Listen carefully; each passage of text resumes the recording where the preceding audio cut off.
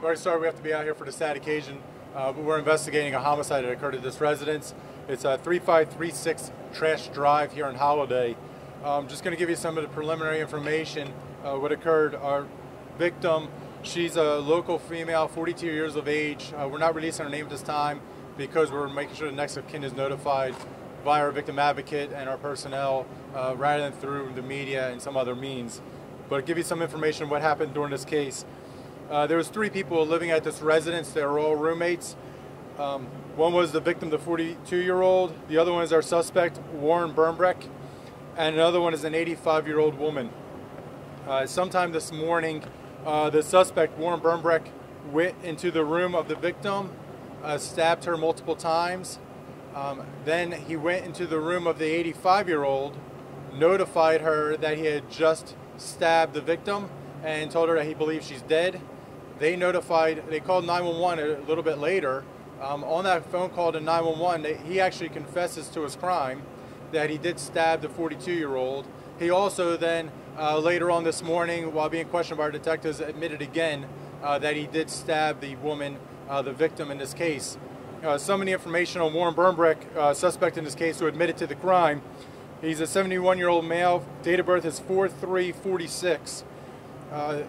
This is no other way to say it. He's a killer. He has a history of killing people. In 1963, he was charged and convicted of manslaughter in Massachusetts. After that, in 1999, he was convicted of second-degree murder in Massachusetts also. He was released in 2015 and sentenced to he was sentenced to probation until the year 2029.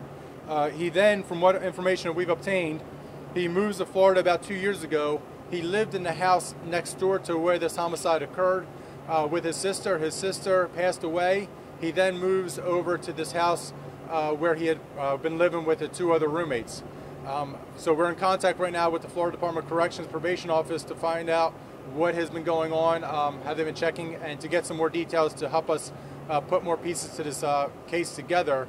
However, we do have a confession from the arrested individual that he did kill this woman.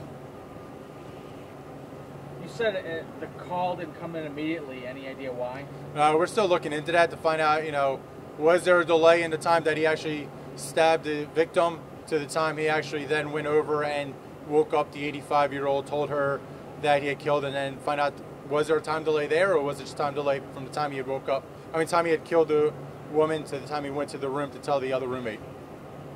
And who were the 3? The relationship is kind of unknown between these 3, but the 85-year-old woman and the 42-year-old woman, they've lived together prior to him moving in. Is this a mother-daughter, a family relationship, or were they just roommates? Every indication is that they were just roommates. Every indication from the other witness people that were on scene that lived in the house indicated that there was no type of domestic relationship between the 71-year-old and the 42-year-old victim. But as I said, our hearts and prayers go out to the victim's family. This is going to be a horrific day for her family, and we just hope that people pray for her. And at the same point, it's devastating. You have a killer convicted and served sentences for 2 murders up in Massachusetts and then moves down to our community. I think that's something that caused us a little pause of concern why he's down here.